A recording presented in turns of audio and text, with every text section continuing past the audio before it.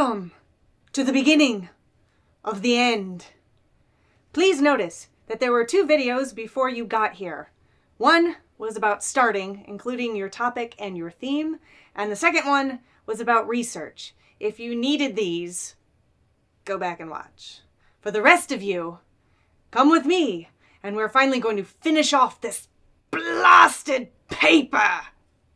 You are about to do the body of your paper. You've already done some of the work. You have your main point topic sentences. Each one of those is going to start off its own paragraph.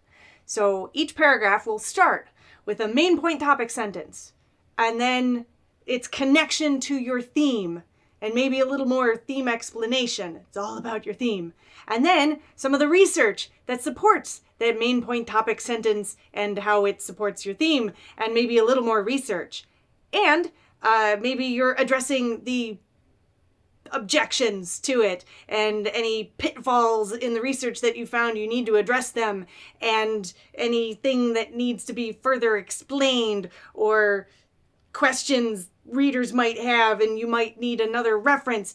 And your great research that you're putting in here is integrated using the evidence 3-step. You introduce the source material, you present the source material, and then you interpret, explain, connect it in the 3rd step.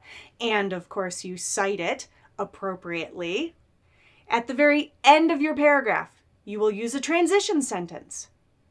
Go ahead and be as basic about this as you want to.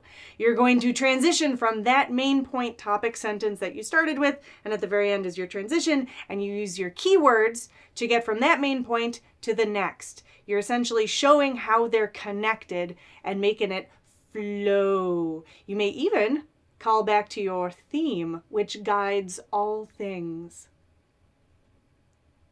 in this paper. Repeat for each main point topic sentence you have until you have the entire body of your paper.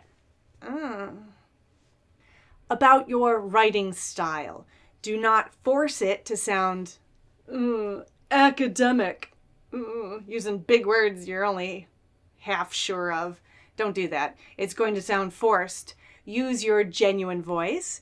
Be professional though. Don't say things like, in this paper I will show you, or I did my research on, my next main point is, do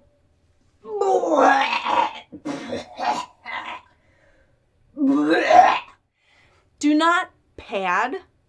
When you pad your paper, it sounds like padding, and you don't have time to pad. You have enough time to get this done with all the real stuff you need in it. There's no need to pad. A red flag is writing that's difficult to read. You don't want your professor to have to slow down and actually think about what you've written. What? What?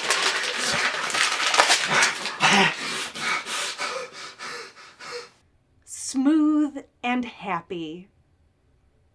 Now's a good time to go back to the original assignment description and make sure you fulfilled all the requirements.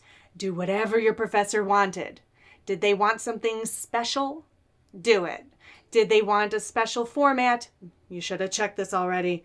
Make sure you did it. Did they need something like a certain kind of source? Make sure you have it. About length. Is it too long or too short? If it's close, that is a page, page and a half, but you're done. You're done. Just leave it. It's close enough. Don't agonize over it, and do not fudge fonts and margin just to make up length. Don't do it.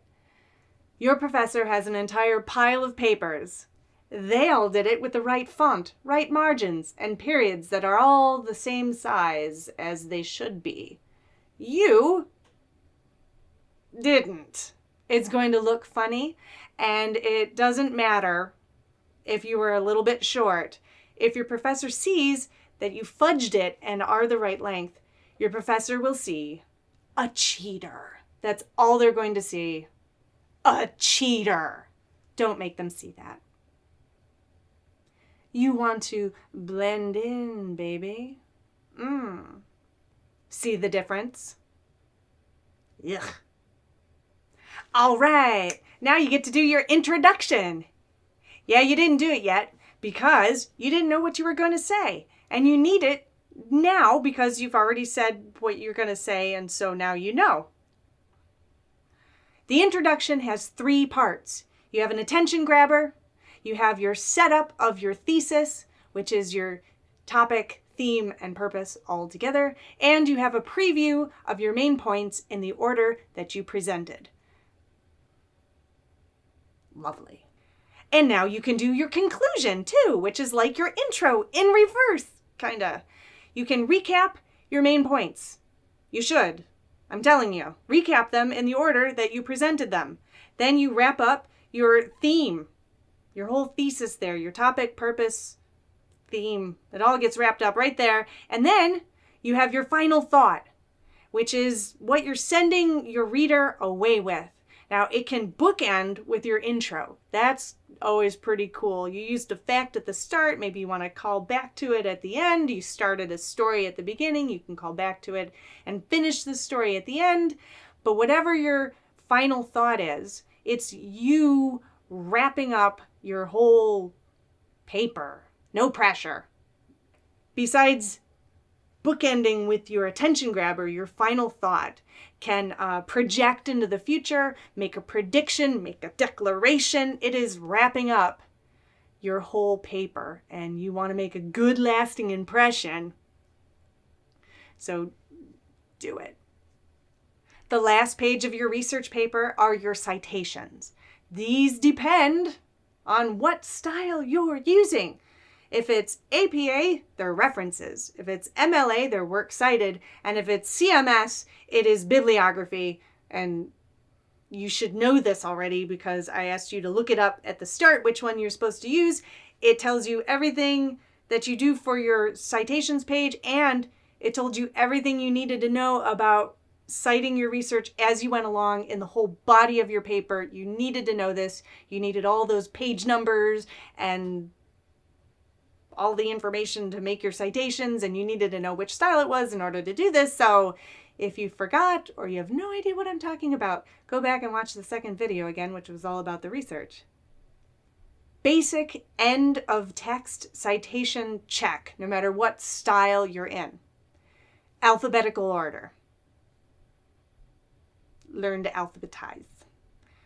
All the sources that you used are included, and no source that you didn't use is in there. Take it out. Your format should be consistent and correct. At least consistent. If you used a citation generator, check it. They're almost always wrong. They're a lot wrong. Fix it. At the very least, fix the font, size, style, color, make it blend in. When you know the style of your paper, you also will know what you need for a title page, if any. Will you need a heading? Will you need a cover page? Do you need an abstract? Your header and the top is different depending on which style you use. MLA uses your last name and the page number, and APA uses an abbreviated title of your paper and the page number, and I don't know, CMS, whatever, look it up. Your title. You need a snappy title for this. My research paper. No. Make a snappy title. Relevant to your theme? Intriguing? Yes. Proofread your paper and don't skimp because it's a red flag. Misspellings and poor grammar are a huge red flag for your professor. If your professor has to keep rereading your sentences because they're so hard to understand, and all that your professor sees are trouble spots in grammar and he can't read it because he's confused, you don't want your professor thinking that hard about your paper, especially not when you've written it last minute. Smooth as silk. When your professor pays more attention to your paper, you get a worse grade. If there's a wavy line under it, fix it. Read your paper out loud to catch the things that a computer just won't catch, but read it slowly and out loud because your brain will fix things. Because right now, it's a little bit mush from doing all this work. So read it slowly and out loud. If you had time, you'd let this sit for a day or two and then read it again. If you had time, you'd get someone else to read it, like a friend or family member or the old lady down at the writing center. If you had time, you wouldn't be so stressed. Use this as motivation so it never happens again. Now, get off of YouTube, get to work, and Godspeed, procrastinator. Godspeed. Thank you for watching. If you enjoyed these videos or found them helpful, please share them, like them, write a comment, subscribe to our channel, get all your friends to subscribe, all those other procrastinators. You know who they are.